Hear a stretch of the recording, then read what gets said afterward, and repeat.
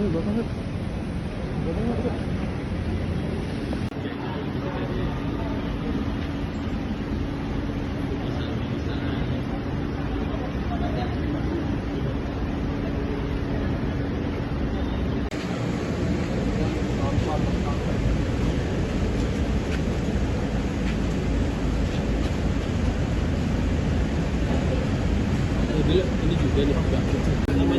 Ya.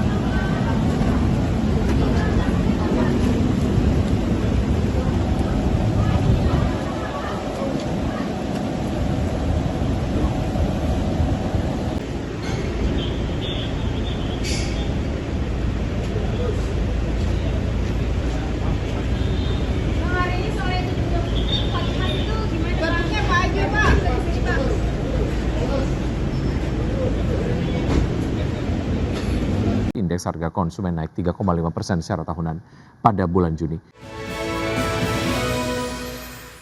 Pemirsa, inflasi konsumen Amerika Serikat melambat lebih besar dari perkiraan pada Juni 2026. Meski demikian, perlambatan tersebut diperkirakan belum cukup untuk meredakan kekhawatiran rumah tangga maupun menghapus peluang kenaikan suku bunga acuan oleh The Fed pada tahun ini seiring konflik di Timur Tengah yang kembali memanas. Berdasarkan data Biro Statistik Tenaga Kerja, indeks harga konsumen naik 3,5% secara tahunan pada bulan Juni. Lebih rendah dibandingkan dengan kenaikan 4,2% pada bulan Mei. Sementara itu, inflasi inti yang tidak memasukkan komponen makanan dan energi yang bergejolak tercatat naik 2,6% secara tahunan pada Juni, pelambat dari 2,9% pada bulan Mei. The Fed sendiri menjadikan indeks Personal Consumption Expenditures sebagai acuan utama dalam mengukur inflasi dengan target sebesar 2%. Risalah rapat FOMC periode Juni lalu menunjukkan para pembuat kebijakan semakin khawatir terhadap tekanan inflasi. Meski The Fed pada Juni lalu mempertahankan suku bunga acuan di kisaran 3,5 hingga 3,75%, namun proyeksi terbaru Bank Sentral menunjukkan semakin banyak pejabat yang mendukung kemungkinan kenaikan suku bunga pada tahun 2026.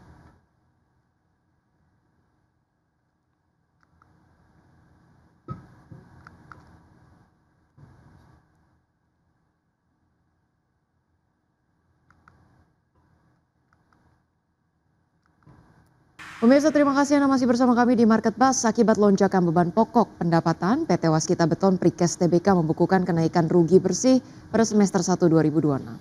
Ya, perseroan mencatatkan rugi bersih sebesar 285,59 miliar rupiah, membengkak jika dibandingkan dengan rugi bersih di semester 1 tahun 2025 yang mencapai 236,88 miliar rupiah.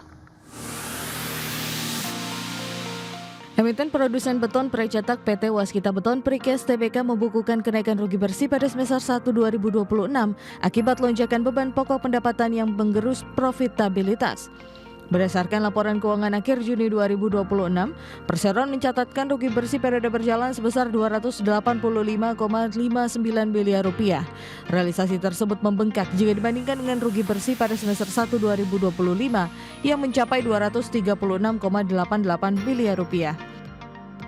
Padahal dari sisi top line, perseroan sejatinya mengantongi kenaikan pendapatan usaha sebesar 10,29% secara tahunan menjadi 808,06 miliar rupiah dibandingkan realisasi tahun sebelumnya sebesar 732,65 miliar rupiah.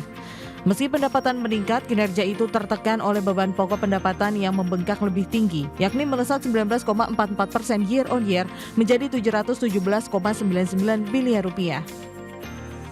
Imbasnya laba kotor turun sebesar 31,51% year on year menjadi 90,07 miliar rupiah dari sebelumnya di posisi 131,5 miliar rupiah pada semester 1 2025. Kinerja keuangan kuartal tersebut kian tertekan oleh beban keuangan yang merangkak naik menjadi 155,44 miliar rupiah dibandingkan dengan posisi tahun lalu sebesar 142,81 miliar rupiah. Berbagai sumber IDX Channel. Citra Nusantara Gemilang Tbk menargetkan peningkatan kapasitas jaringan stasiun kompres natural gas atau CNG menjadi 13,7 juta standar kaki kubik per hari pada tahun 2027 seiring dengan rencana beroperasinya CNG Station Simpang Y di Kabupaten Ogan Ilir, Sumatera Selatan. Adapun saat ini total kapasitas stasiun CNG yang dimiliki perseroan mencapai 12,7 MMS SCFD. Penambahan fasilitas baru berkapasitas 1 MMS CFD ini diproyeksikan untuk mengerek kapasitas distribusi perseroan menjadi 13,7 setelah mulai beroperasi secara komersial pada kuartal 1 2027. Direktur Utama PT Citra Nusantara Gemilang Tbk Andika Purwo Nugroho mengatakan pembangunan CNG Station Simpang Y menjadi bagian dari strategi jangka panjang perseroan untuk memperkuat jaringan distribusi gas bumi nasional sekaligus memperluas jangkauan layanan di Pulau Sumatera. Menurutnya pengembangan fasilitas tersebut tidak hanya memperluas jaringan operasional perseroan, tetapi juga menjadi fondasi pertumbuhan jangka panjang untuk meningkatkan kinerja dan fundamental bisnis sekaligus mendukung transisi energi nasional.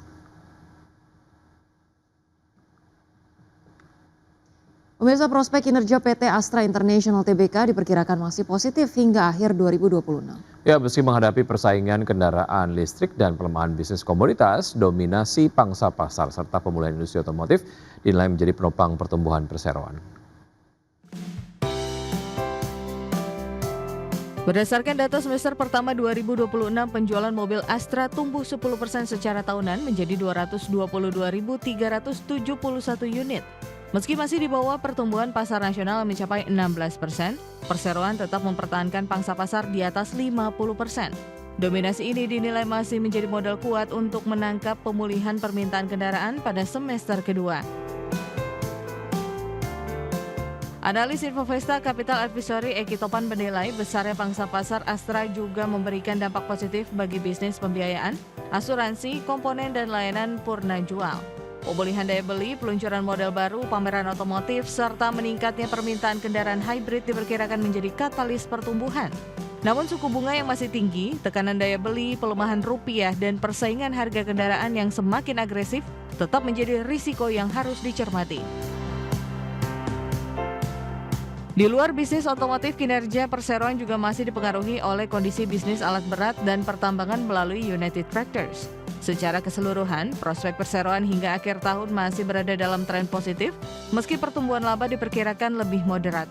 Dari sisi investasi, Eki Topan merekomendasikan strategi buy atau buy on weakness dengan level Rp5.000 sebagai area resisten terdekat dan target penguatan berikutnya di kisaran Rp5.400 hingga Rp5.600 per saham. Bursa Efek Indonesia menambahkan satu kriteria dalam penilaian saham high shareholding concentration. Adapun kriteria terbaru tersebut adalah price impact ratio atau seluruh saham dengan kapitalisasi pasar di atas 10 triliun rupiah. Bursa Efek Indonesia menambahkan satu kriteria dalam penilaian saham high shareholdings concentration. Penambahan kriteria ini menambah panjang daftar HSC di lantai bursa dengan tambahan 37 perusahaan. Direktur Utama Bursa Efek Indonesia Jeffrey Hendrik mengungkapkan, kriteria terbaru tersebut adalah price impact ratio atas seluruh saham dengan kapitalisasi pasar di atas 10 triliun rupiah. Untuk saham-saham dengan price impact ratio yang tinggi, tentu akan dilakukan screening terhadap potensi adanya high shareholding concentration. Tetapi tadi juga kami sampaikan bahwa di luar kriteria tersebut juga ada trigger factors dari fungsi pengawasan yang juga dilakukan atas seluruh saham yang ada yang masuk dalam kriteria pengawasan. Sehingga total dihasilkan 37 saham yang memiliki indikasi high shareholding concentration. Jeffrey menjelaskan price impact ratio merupakan metodologi dengan memperhitungkan perubahan harga saham terhadap velocity yang dihitung dari rata-rata volume transaksi terhadap jumlah saham beredar atau free float. Artinya, saham-saham yang memiliki aktivitas volume transaksi rendah akan menghasilkan velocity yang rendah. Dengan demikian, velocity rendah dengan perubahan harga yang besar akan menghasilkan price impact ratio yang tinggi. Dengan penambahan kriteria baru ini, Bursa Efek Indonesia akan segera mengumumkan 37 saham baru yang masuk dalam kriteria HSI. Terdapat total 51 saham yang masuk dalam daftar panjang HSI ini. Manajemen Bursa menegaskan bahwa upaya tersebut dilakukan sebagai komitmen BEI menjalankan agenda reformasi pasar modal. Berbagai sumber IDX Channel.